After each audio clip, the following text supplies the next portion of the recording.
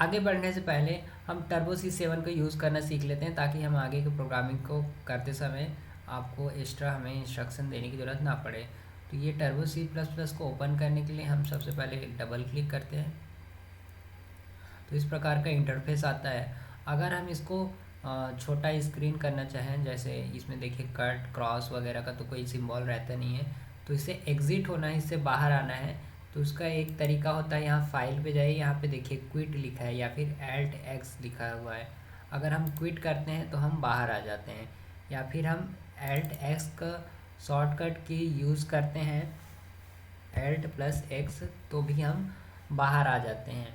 तो ये होता है इसको क्रॉस करने का तरीका। अगर हम इसको ओपन करते हैं अगेन फिर से, और हमें एक नया फाइल चाहिए, ऐसा है, अगर डॉटेड डॉटेड दिख रहा है तो ये कुछ नहीं है, फाइल खाली है ये।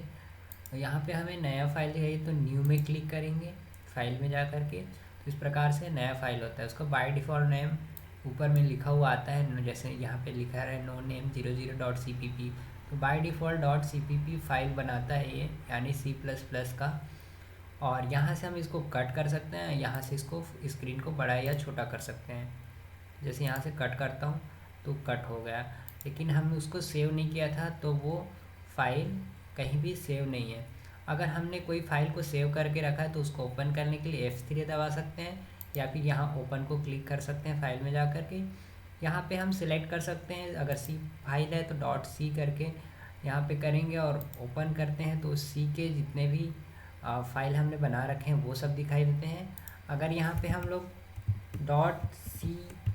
.cpp करके यहाँ पे ओपन का क्लिक करते हैं तो CPP की यानी C++ की जितने फाइल है वो सब यहाँ पे दिखाई देते हैं। तो इस प्रकार से हम कोई भी फाइल को ओपन कर सकते हैं। फ़िलहाल हम C देख रहे हैं तो हम C के फाइल को ओपन करते हैं, और जैसे कि हमने यहाँ पे कई फाइल बना रखे हैं, जैसे कि hello.c को हम यहाँ पे ओपन करते हैं। तो जैसे hello.c हमने यहाँ पे ओपन किया, या फिर आप न्यू करते हैं।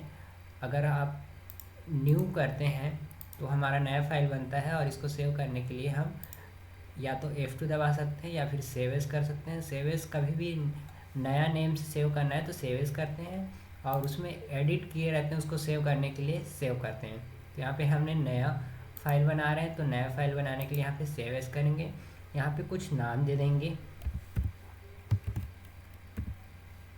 जैसे यहाँ पे my_c दे दिया, और डॉट इसका एक्सटेंशन लगा देते हैं C।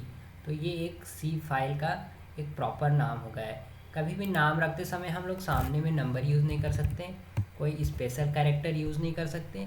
स्पेशल कैरेक्टर के रूप में हम लोग अंडरस्कोर यूज़ कर सकते हैं, और कहीं भी यूज़ कर सकते हैं। और नंबर हमें यूज़ करना है तो हमें अंडरस्कोर या फिर किसी कैरेक्टर के बीच में कोई नंबर हम लोग यूज़ कर सकते हैं। तो जैसे my8_c इस नाम का मैंने एक C प्रोग्रामिंग का एक फ़ाइल बना दिया। इसको ओके करता हूँ तो ये देखिए जो भी नाम लिखा हो ऊपर में लिखा आ रहा है। तो इस प्रकार से हम एक नया फाइल बना सकते हैं, उसको सेव कर सकते हैं, और हमने ओपन करना भी सीख लिया और सेल से बाहर आना भी सीख लिया। इसको फुल स्क्रीन कर लेते हैं। यहाँ पे सिंपल एक प्रोग्राम बनाते हैं जिसको रन कैसे करते हैं वो देखते हैं।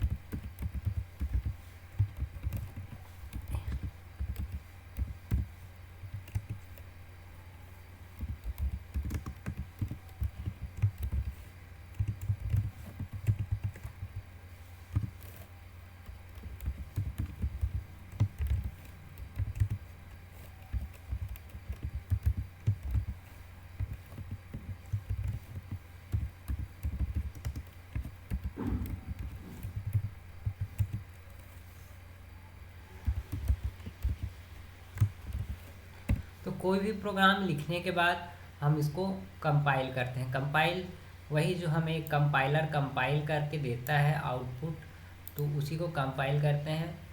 तो कंपाइलर हमेशा हम कंपाइलिंग मेन से स्टार्ट करता है। तो हमें कभी भी प्रोग्राम लिखते हैं तो मेन जो फंक्शन है वो लिखना बहुत ज़रूरी है, क्योंकि हमारा कंपाइलर इसी को खोजता है मेन कहाँ लिखा है, और वहीं से कंपाइल करता है, और इस करली ब्रेसेस से शुरू करके जो लास्ट का करली ब्रेसेस है वहाँ तक कंपाइल करता है। तो कंपाइल करने के लिए हम लोग ऊपर में कंपाइल वाले बटन या फिर यहाँ पे देखिए Alt F9 दबा सकते हैं। तो यहाँ पे कंपाइल करने पे हमें बताता है कि कोई वार्निंग या फिर कोई एरर तो नहीं है। अगर कोई एरर रहता है तो नीचे हुए लिखा हुआ आ जाता है। जैसे कि यहाँ पे अगर मैं सेमीकोलन को हटा देता हूँ, अब मैं कंपाइल करता हूँ। कंपाइल करने के लिए F9 भी दबा सकते हैं। तो यहाँ पे देखिए एक एरर बता रहा है, प्रेस एनी की। तो कोई भी की अगर मैं प्रेस करता हूँ तो जो एरर मैसेज है नीचे की तरफ आ जाता है। यहाँ पे बता रहा है स्टेटमेंट मिसिंग सेमीकोलन, तो यहाँ पे सेमीकोलन मिसिंग है बता रहा है। लेकिन यहाँ पे ध्यान दीजिए, जो हमारा एरर बता रहा है वो एक लाइन आगे बताता है। तो कभी भी एरर यहाँ बता रहा है तो उसके पहले वाले लाइन को भी आपको चेक करना है कि क्या दिक्कत है। तो हम यहाँ पे इसको लिख लेते हैं सेमीकोलन। अब ये सही हो गया। अब यहाँ पे अगर हम लोग कंपाइल करते हैं तो यहाँ पे देखिए एरर और वार्निंग 0 बता रहा है। अगर हमारा कंपाइल करने पे एरर वार्निंग 0 है तो अब हमारा प्रोग्राम रन करने के लिए तैयार है। अगर हम एरर के साथ, जैसे यहाँ पे सेमीकोलन हटा दिया, अब एरर के साथ अब रन करते हैं तो हमारा प्रोग्राम एरर ही बताएगा यहाँ पे भी, और हमारा आउटपुट स्क्रीन पे नहीं ले जाएगा। तो यहाँ पे हमें एरर को पहले करेक्ट करना पड़ता है। तो एरर को करेक्ट कर लेते हैं। तो ये होता है कि उसके बाद कंपाइल करते हैं। कंपाइल करने के लिए वहीं फिर F9, तो यहाँ पे देखिए कंपाइल करने पे हमारा कोई भी एरर नहीं है। एंटर करते हैं तो यहाँ पे आप रन करते हैं। रन करने के लिए हमारा कौन सा कमांड रहता है, Ctrl+F9। तो Ctrl+F9 दबाने पर हमारा देखिए हेलो वर्ल्ड जो हमने प्रोग्राम का प्रिंट करने का बनाया था वो यहाँ पे प्रिंट हो रहा है। तो हमारा प्रोग्राम सही से चल रहा है। एंटर दबाते हैं, बाहर आ गए हम लोग। अब हम लोग चाहते हैं कि ये जो पूरा सेल खुला है ये छोटा स्क्रीन हो जाए, जैसे मिनिमाइज होता है मिनी स्क्रीन, छोटा स्क्रीन, उस प्रकार से इसको करना चाहते। तो यहाँ पे कोई बटन तो आपको मिलता नहीं है, तो उसके लिए हम यहाँ पे ऐड+एंटर का इस्तेमाल करते हैं, जिससे हमारे स्क्रीन के एक छोटे पार्ट्स में ये आ जाता है और बाकी के हम लोग काम इसके साथ में चाहे तो कर सकते हैं।